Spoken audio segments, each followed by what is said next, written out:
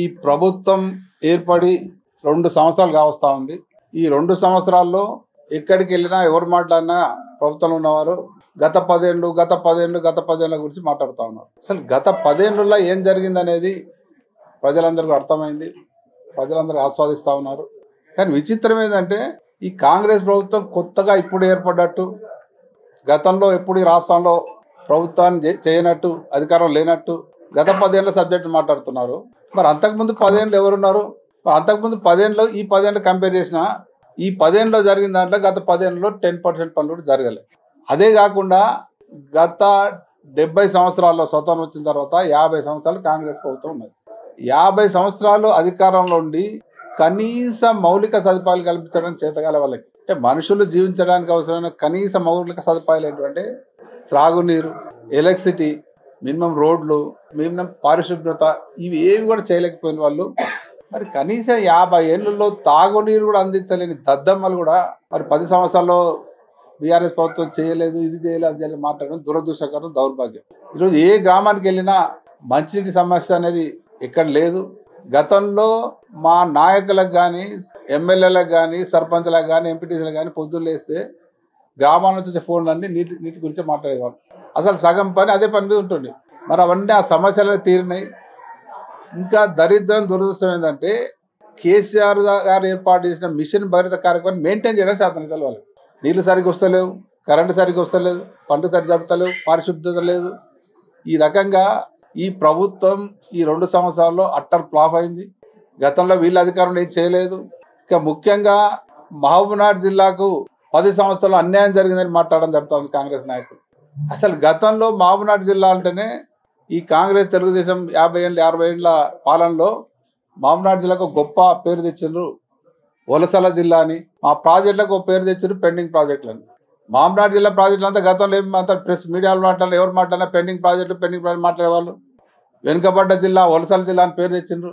అటువంటి ఇప్పుడు పెండింగ్ ప్రాజెక్టులు అని కూడా రన్నింగ్ ప్రాజెక్టులు అయినాయి, కంప్లీట్ అయినాయి.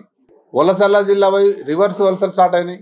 మహబూబ్నగర్ జిల్లా సస్యశ్యామలు అయింది, ప్రజలంతా సంతోషంగా ఉన్నారు. కేసీఆర్ గారు తెలంగాణ రాష్ట్ర ప్రభుత్వం ఏర్పడెంబడే ఈ మహబూబ్నగర్ పార్లమెంట్ ఎంపీగా తెలంగాణ రాష్ట్రం సాధించిన మరి గత ప్రభుత్వాల పాలనలో వెనుకబడ్డ మహబూబ్నగర్ జిల్లాను సస్యశ్యామలు చేయాలనే ఉద్దేశంతో రాష్ట్రంలోనే మొట్టమొదటి భారీ ఇరిగేషన్ ప్రాజెక్టు పాలమూరు ఎత్తిపోతల పథకాన్ని శాంక్షన్ చేయడం జరిగింది. తెలంగాణ రాష్ట్రం ఏర్పడిన తర్వాత మొట్టమొదటి ప్రాజెక్టు మహబూబ్నగర్ జిల్లాకి ఇవ్వడం జరిగింది. ఆ ప్రాజెక్టు ఎట్టి పరిస్థితుల్లో కంప్లీట్ చేయాలి జిల్లాను సస్యశ్యామల ఉద్దేశంతో అంతకుముందే పెండింగ్ ప్రాజెక్టులు అవుతున్నాయి అన్ని కేఎల్ఐ కానీ మిగతా ప్రాజెక్టులను కూడా కంప్లీట్ చేయడం, మరి దాని ద్వారా నీళ్ళు అందించడం జరిగింది. మరి పాలమూరు ఎత్తిపోతల పథకం కూడా స్టార్ట్ చేసి దాదాపు 90% పనులు కంప్లీట్ అయింది. అదే మళ్ళీ మా ప్రభుత్వం వచ్చింటే 6 నెలల్లోనే కర్వేన రిజర్వాయర్కు నీళ్ళు తెచ్చి మొత్తం కర్వేన నింపే అవకాశం ఉండే చేస్తుంటే అటువంటిది 2 సంవత్సరాలు అయినా ఇప్పటి వరకు ఎక్కడ కూడా తట్ట మట్టి కూడా తీయలేదు. దౌర్భాగ్యం ఈ జిల్లా నుంచి ముఖ్యమంత్రి గారు ఈ జిల్లా వాసి కావడం, ఈ జిల్లా నాయకులు ఎవరు పట్టించుకోకపోవడం, మరి పాలమూరు ఎత్తుల పథకం ఇంకా 10 ఏళ్ళైనా కంప్లీట్ అయ్యే పరిస్థితులు కనిపించడం లేదు. ఈ సందర్భంగా డిమాండ్ చేస్తూ ఉన్నాం.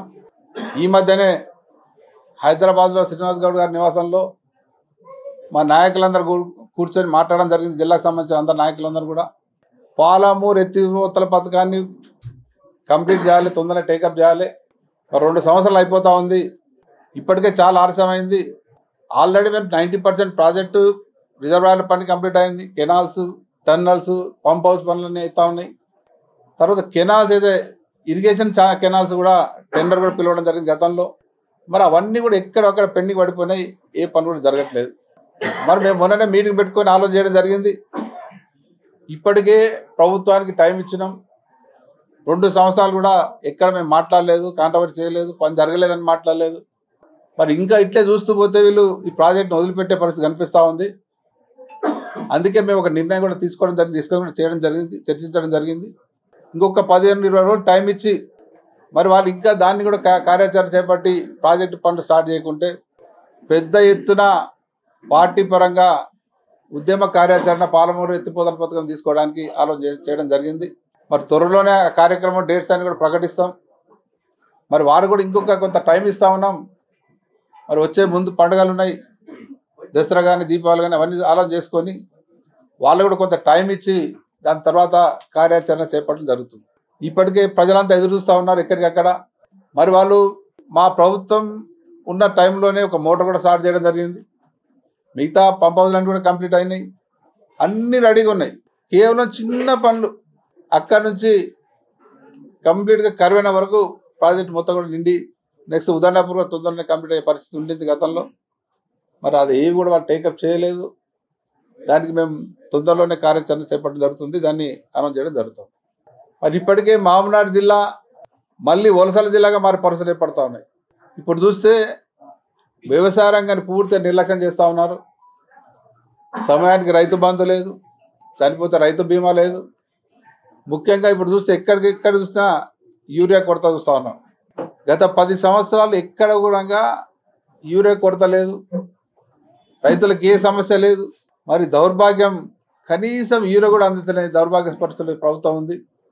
కేంద్రం రాష్ట్రం మీద మాట్లాడితే, రాష్ట్రం కేంద్రం మీద మాట్లాడితే ఇద్దరి మధ్యన. మరి గతంలో చాలామంది మాట్లాడేవాళ్ళు కేసీఆర్ గారు ప్రధానమంత్రిని కలవట్లేదు అని.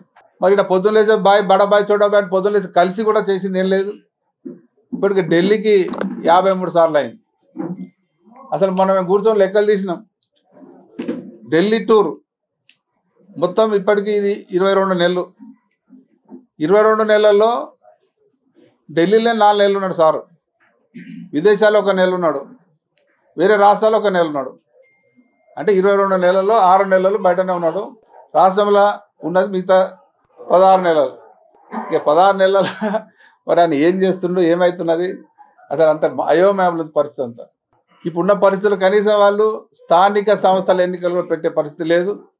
రోజు ఒక మాట, మొన్న ఢిల్లీలో పెట్టామని, ఇలా మళ్ళీ పెడతామని, మళ్ళీ రేపు పెట్టామని ప్రజలను కన్ఫ్యూజ్ చేయడానికి ప్రయత్నం చేస్తూ ఉన్నారు.